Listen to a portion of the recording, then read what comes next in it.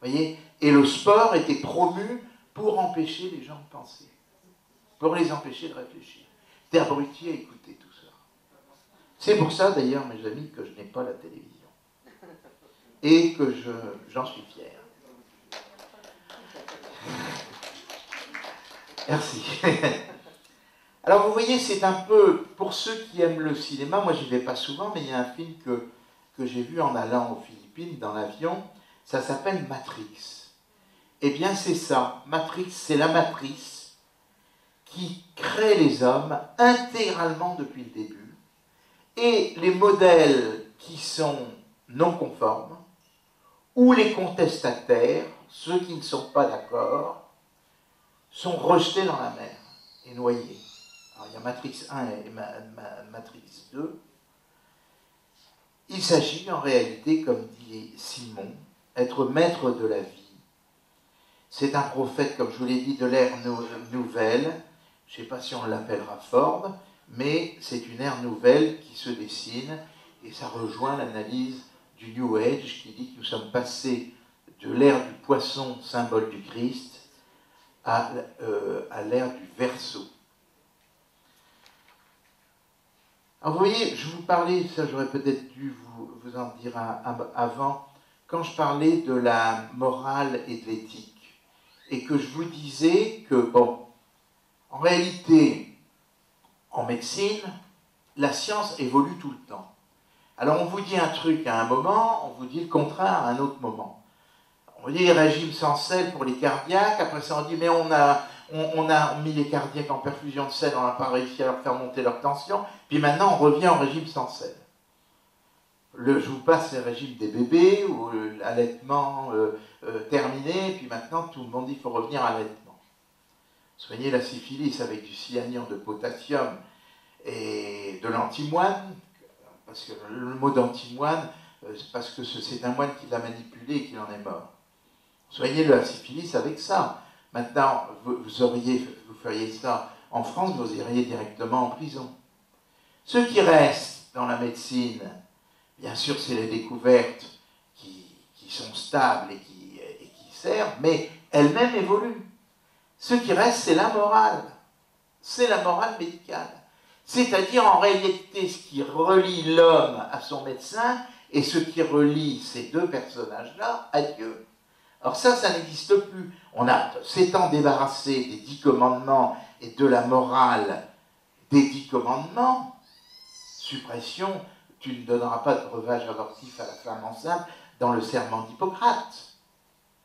Donc, on va contre la morale naturelle, d'où le mot d'éthique. Alors vous allez me dire, il y a l'ordre des médecins. Ben, regardez ce que dit l'ordre des médecins. C'est le bulletin de l'ordre des médecins. Ils disent, l'éthique médicale est à réinventer en permanence. C'est-à-dire que la morale médicale est à réinventer en permanence. Elle est élastique et se doit d'être recréée au fil du temps et à la remorque de la société et des idées de la société. Oui. La médecine étant une science inexacte, de ce fait, le chemin est absolument tout tracé pour des expériences de bouleversement constant, et la morale est un frein terrible pour cette évolution. C'est pas une science exacte, la médecine, donc elle évolue constamment. Bien sûr. Ça vous trace le chemin et tout préparé. Bien sûr. C'est nécessaire. Absolument. Absolument, absolument. Alors en réalité, ce qu'il faut, ce qui est visé, c'est de créer un homme nouveau, pas au sens évangélique du terme, vous doutez bien. Il y a beaucoup de gens qui ont eu des idées là-dessus. C'est l'homme générique de Marx, qui pensait que nous arriverions à une humanité transfigurée, transformée, après c'est une série de sauts qualitatifs brusques dans l'histoire. Mais c'est aussi l'Übermensch de Hegel, qui a abouti au nazisme, qui voyait la création d'une race nouvelle, très forte, très belle, parfaite, qui dominerait le monde. C'est le mythe de l'homme parfait. parfait, en quelque sorte, d'où cette volonté de créer des embryons génétiquement modifiés, comme je vous l'ai marqué ici. Alors à quoi ça sert? Eh bien, ça sert tout simplement à essayer d'obtenir l'homme parfait. La médecine, dans son avenir immédiat, sera prédictive. Actuellement, ce que l'on fait, c'est qu'on trie les embryons et, par exemple, dans une famille, il y a une potentialité vers la myopathie. Par exemple, tous ceux qui ont un risque d'avoir la myopathie sont mis dans l'évier. On les sélectionne. Vous savez ce que c'est, ça s'appelle le diagnostic préimplantatoire. On met un ovule face à un spermatozoïde, on obtient un embryon. Cet embryon, on en prend une cellule, on regarde les chaînes d'ADN, on regarde les gènes, on dit celui-là, il semble avoir le gène de la myopathie, on s'en débarrasse. Mais pire encore, maintenant, les Anglais ont donné l'autorisation de faire des avortements et de faire de la sélection de ce type sur des potentialités, c'est-à-dire sur une chance théorique d'avoir une maladie. Et plus précisément, ça concernait le cancer du sein. C'est-à-dire que si on s'aperçoit qu'un fœtus a un risque de présenter un cancer du sein, un risque, ça ne veut pas dire qu'il va le présenter, parce que si vous voulez en médecine, vous avez ce que vous êtes, ce qu'on s'appelle la génétique, les gènes, et le génotype, et ce que vous devenez, c'est le phénotype. C'est ce que vous apporte la société. C'est ce que vous devenez par l'intermédiaire de la société. Alors pour le cancer du sein, si vous fumez, c'est un apport de la société, la cigarette. Cet apport de la société peut être déterminant dans l'apparition de votre cancer. Vous le suivez bien. Mais si vous ne fumez pas, vous n'aurez pas de cancer. Et bien malgré ça, actuellement, en Angleterre, et en France, ça va venir dans les semaines qui viennent, c'est prévu, c'est qu'on va créer un certain nombre de maladies pour lesquelles on pourra déterminer des potentialités de maladies.